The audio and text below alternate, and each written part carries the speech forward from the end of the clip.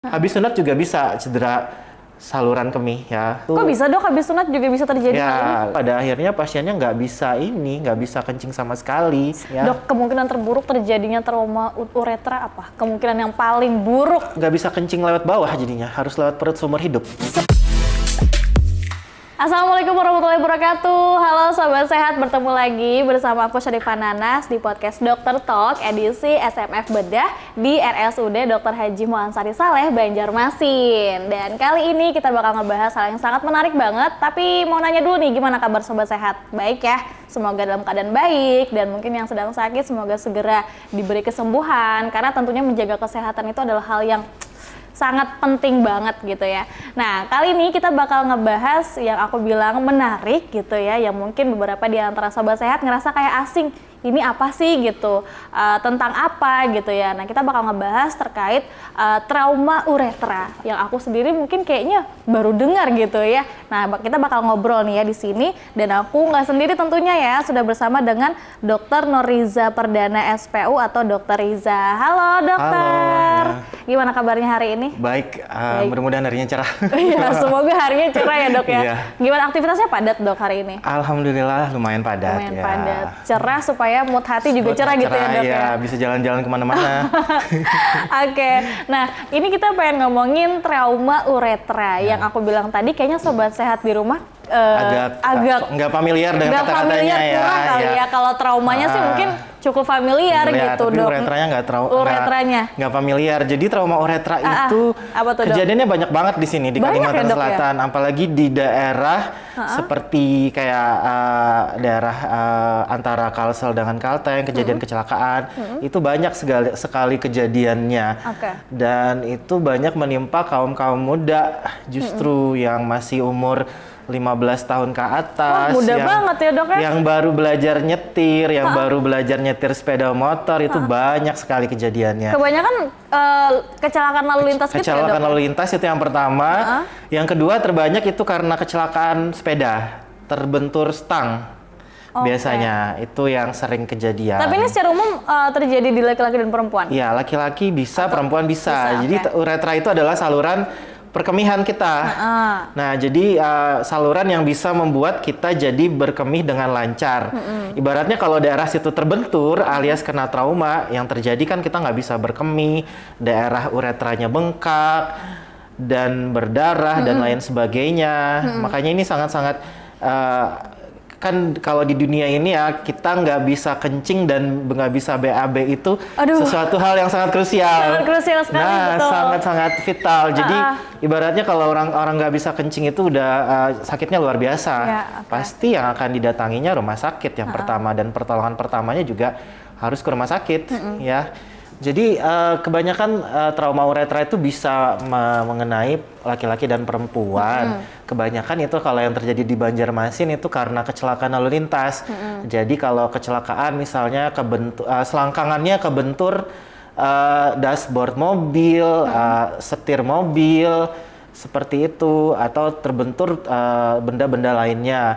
Kemudian karena kecelakaan akibat bersepeda, mungkin yang baru-baru pakai sepeda, stangnya itu terlalu tinggi, jadi nggak sesuai sama tingginya. Kadang-kadang dia pakai stang yang horizontal gitu. Harusnya yang kalau untuk yang pertama pemula jangan yang stangnya horizontal, cukup yang miring aja. Karena kejadiannya banyak itu yang sering ya dok ya. Sering karena banget. Bersepeda niatnya mungkin buat olahraga gitu ya dok ya, justru malah mendapatkan masalah ya. Biasanya Sabtu Minggu tuh saya sering banget kejadian kayak gitu. Rutin di Sabtu Minggu. Iya, nah itu tips sekedar untuk para pesepeda di luar sana kalau beli sepeda. Pertama itunya tinggi badannya pasin sama sepedanya, dan kalau bisa kalau yang baru belajar jangan yang stangnya horizontal, cukup yang miring aja stangnya. Kalau bisa lebih pendek lagi jangkauan kakinya ke sepeda, alangkah lebih baiknya. Ya. Terus ini akibat dari pemasangan selang kemih, terus itu ada habis sirkumsisi, habis sunat juga bisa cedera saluran kemih ya. Itu kok bisa dok, habis sunat juga bisa terjadi ya, hal ini? Ada hal-hal yang tidak bisa tidak bisa kita prediksi gitu ya, dok, terjadi komplikasi misalnya perdarahannya terus menerus ya. Itu Dan pada perempuan juga bisa. Ada sering saya ini karena itu kecelakaan paling terbanyak ya. Tapi alhamdulillahnya di sini kalau saluran perempuan kan lebih pendek ya. Jadi tidak sefatal laki-laki karena kan kalau laki-laki salurannya panjang kan. Jadi kalau terkena benturan organnya juga luas yang bakal terkena. Kalau perempuan karena dia pendek mungkin nggak seluas itu ya. Gitu. Ya. Oke. Apa dok yang terjadi ketika seseorang ini mengalami trauma uretra tadi? Pertama mungkin sakit gitu ya dok ya ketika coba slide buang air saya. kecil atau gimana? Ini uretra ya. Jadi uretra itu adalah saluran yang menghubungkan antara kandung kemih dan ibaratnya saluran transport kencingnya lah yang dari kandung kemih keluar gitu ya. Ini sebagai contoh uretra pada laki-laki. Kalau pada laki-laki kan saluran kopulasi dengan saluran kemihnya kan jadi satu. Kalau perempuan kan beda saluran ya. Ini juga salah satu ketidakuntungan laki-laki karena salurannya cuma satu. Ketidakuntungan ya dok ya? Iya. Jadi kalau ada apa-apa di daerah situ nggak bisa kencing dan nggak bisa ibaratnya having seksual dengan partnernya gitu atau dengan istrinya. Itu mempengaruhi juga mempengaruhi ya dok juga ya. Jadi ada cedera di daerah situ, luka akibatnya inflamasi dan akhirnya nggak bisa kencing sama sekali. Benar-benar nggak bisa sama sekali dok, kencing. atau masih bisa tapi sakit Ya, gitu coba misalnya. kita lihat slide-nya udah saya runutkan ini.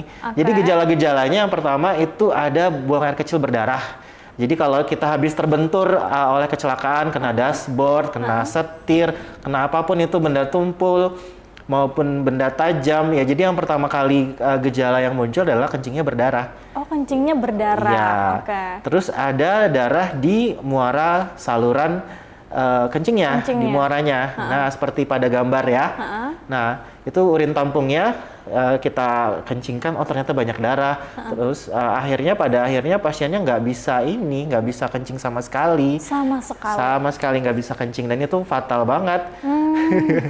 Ya, kita nggak bisa kencing, nggak bisa BAB itu sesuatu yang pasti akan biar bagaimanapun akan mencari cara untuk bisa kencing dan bisa buang air besar.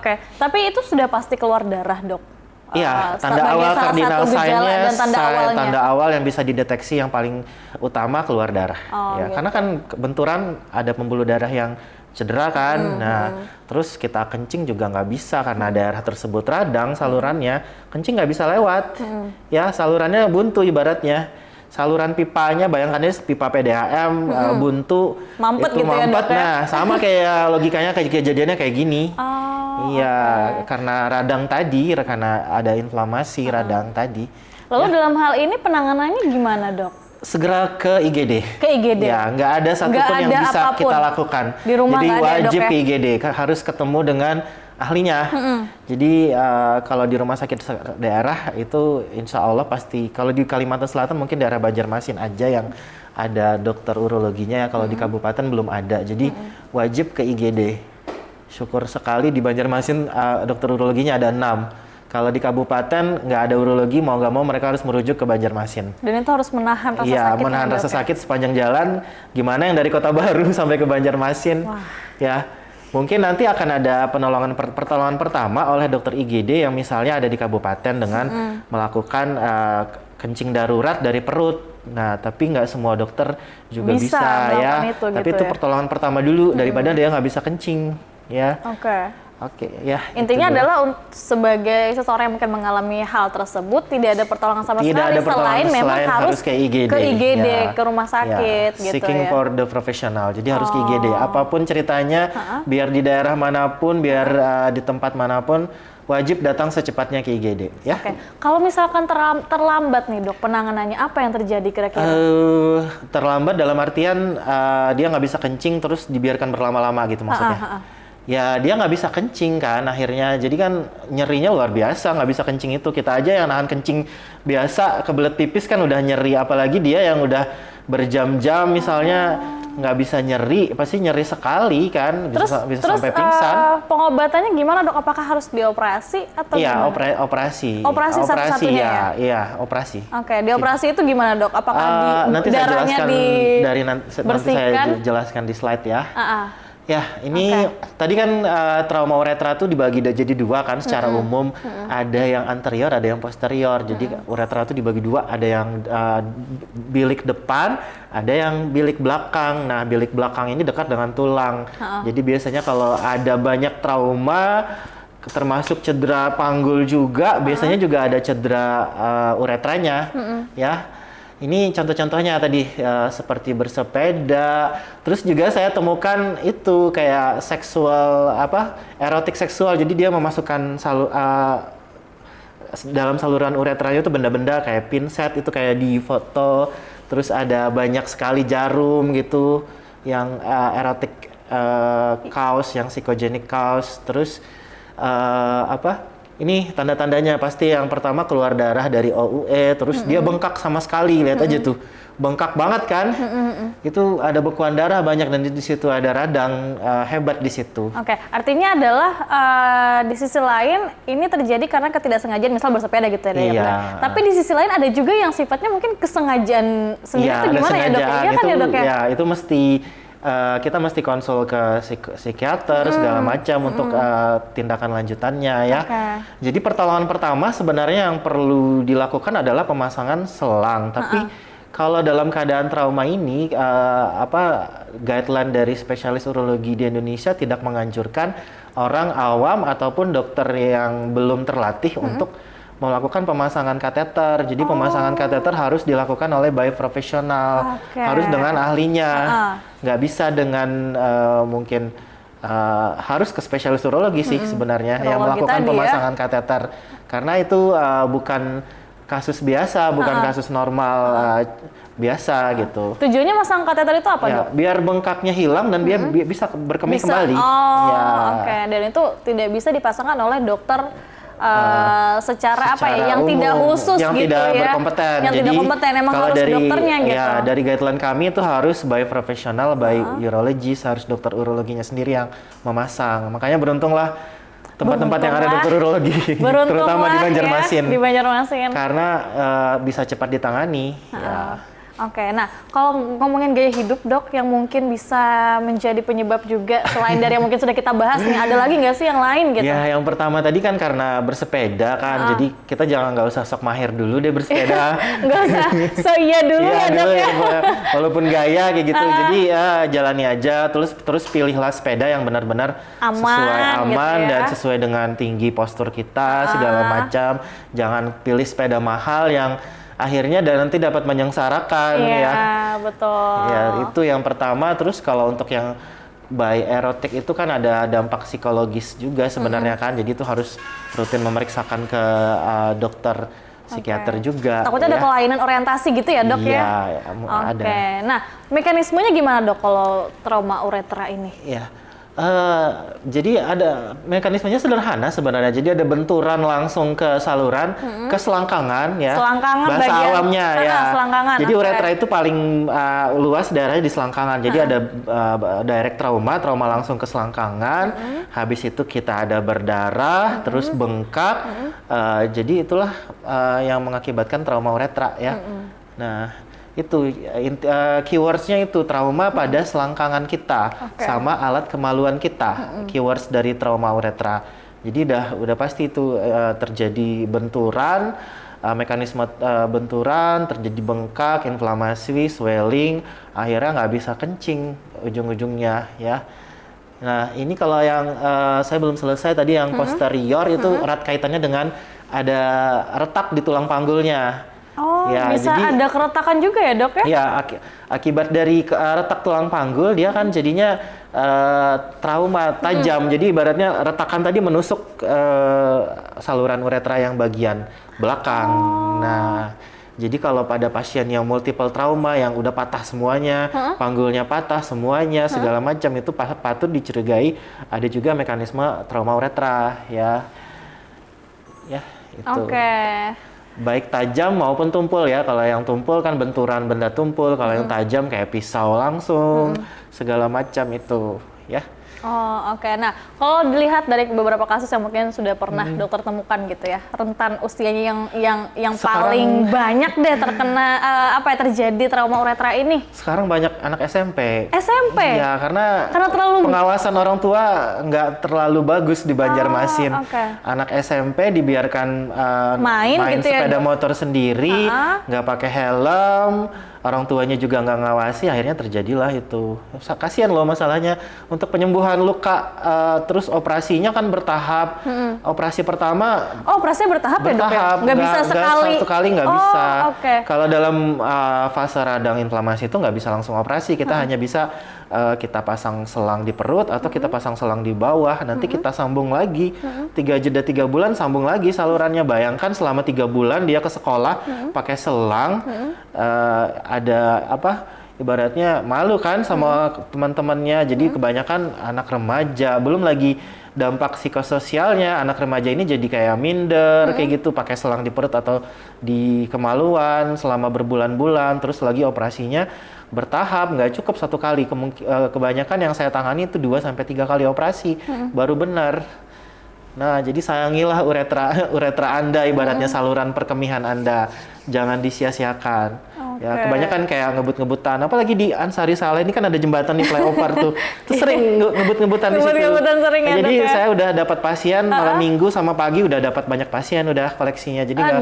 Nah, pantas tadi dokter di awal bilang itu biasa di Sabtu dan juga Minggu ya, Dok? Ya, itu udah banyak. Anak-anak tuh lagi kongkownya gitu. Pas sudah kejadian baru mereka menyesal.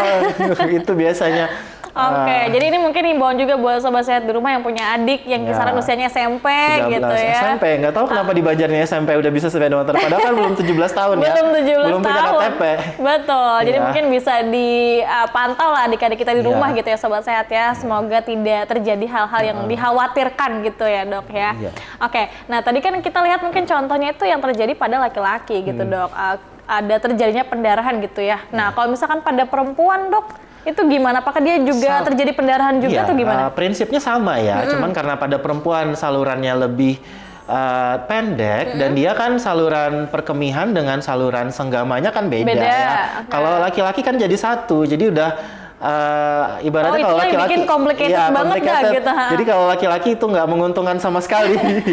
Berarti perempuan menguntungkan gitu maksudnya? Menguntungkan untuk sesaat aja, tapi tetap kan harus ada penanganan juga kan.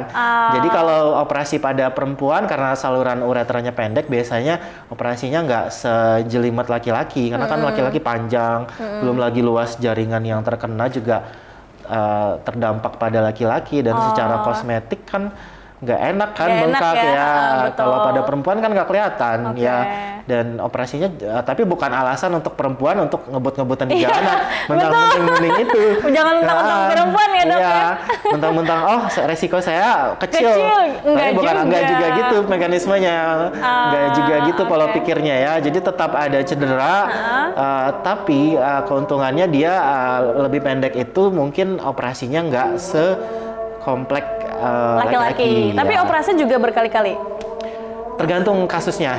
Ya, kalau daerah yang kena benturan itu luas, mungkin bisa sampai 2 kali. Oke, Dok, tadi kan dijelasin bahwasanya ketika operasi itu memang harus bertahap bahkan sampai 3 bulan lamanya gitu ya, Dok ya. Nah, itu kenapa sih, Dok, harus menunggu sampai 3 bulan? Jadi seperti pada slide itu kan ada saluran yang putus kan setelah kejadian kita kebentur, ada trauma. Jadi untuk recovery-nya sendiri, karena jaringan di situ banyak sekali pembuluh darah dan jaringan yang terkena radang atau inflamasi itu luas, dia butuh waktu recovery minimal 3 bulan.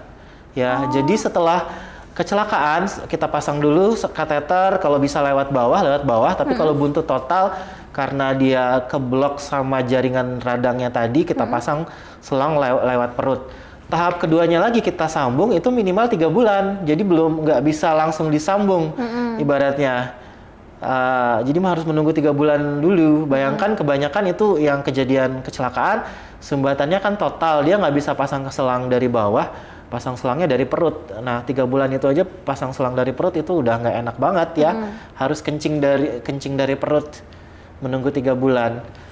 Belum lagi setelah 3 bulan yang disambung itu bisa aja ada operasi berikutnya. Nggak menutup kemungkinan kalau memang jaringan ibaratnya jaringan matinya banyak, kita nggak bisa bersihkan dalam satu waktu, kita bersihkan di operasi tahap selanjutnya. Oh, oke. Intinya adalah pemulihannya itu perlu waktu yang emang panjang, lama gitu ya, Dok. Makanya jangan coba-coba untuk ngebut-ngebutan.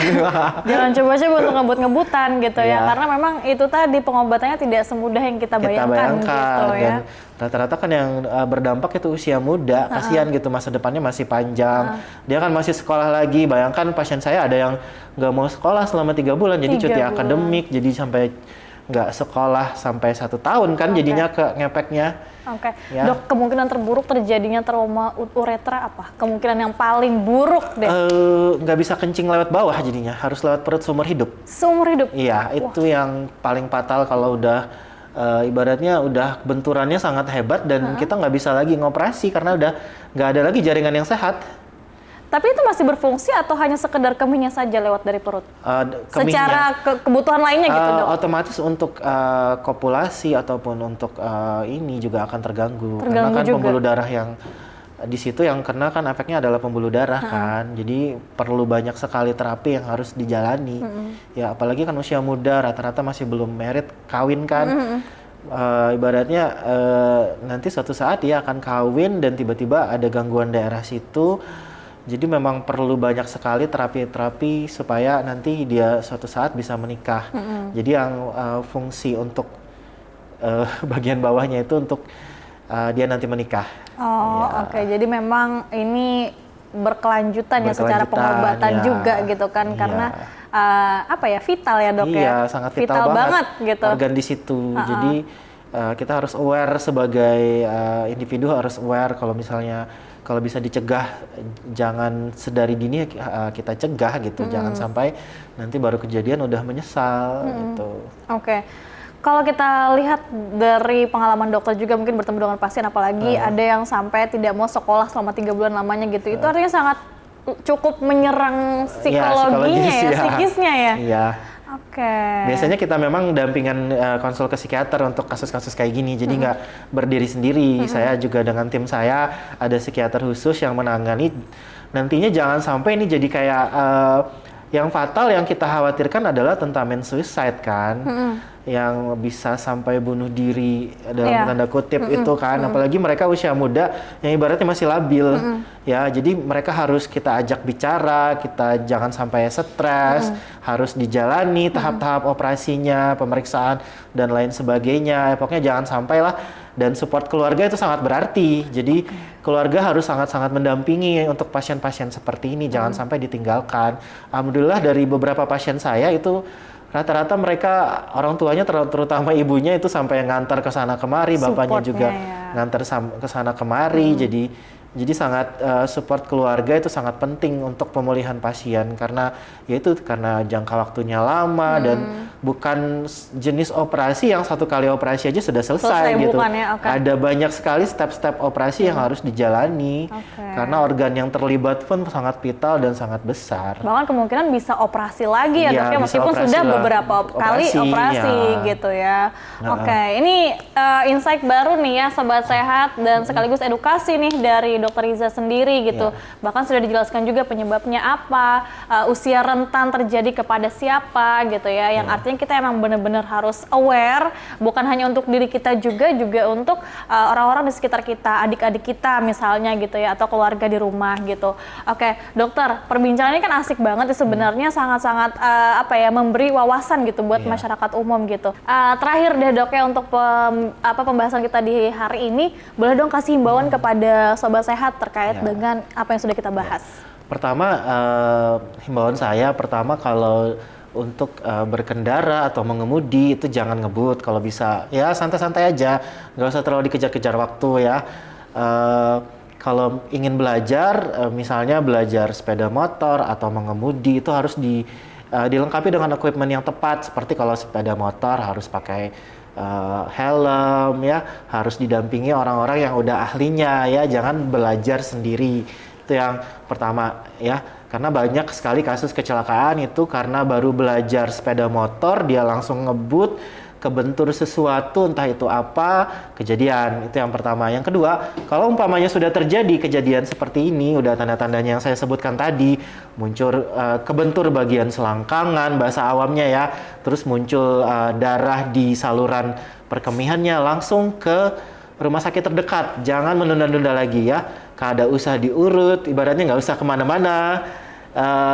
Ke dukun atau kemana-mana, itu ujung-ujungnya pasti harus ke rumah sakit, karena itu kan ibaratnya suatu kecelakaan kan, terjadi benturan, jadi nggak ada tukang urut yang bisa melakukan ibaratnya kejadian seperti ini, jadi langsung aja menemui atau ke rumah sakit terdekat. Oke, Dokter Iza, terima kasih atas perbincangan sangat luar biasa. Ini benar-benar ngeberi insight baru buat sobat sehat di rumah gitu ya. Akhirnya tahu pencegahan dan juga yaitu tadi himbauan untuk tidak ngebut-ngebutan di jalan gitu ya, Dok ya. Oke, sekali lagi terima kasih Dokter Iza atas perbincangan sangat luar biasa di hari ini. Dan sobat sehat harus diingat ya himbauan dari Dokter Iza tadi gitu ya, karena memang seperti yang dikatakan bahwasanya untuk pengobatannya pun memerlukan waktu yang sangat panjang gitu ya. Oke, demikian perbincangan di podcast Dokter Talk. Semoga kita bisa bertemu di episode selanjutnya. Sampai jumpa. Wassalamualaikum warahmatullahi wabarakatuh. Bye.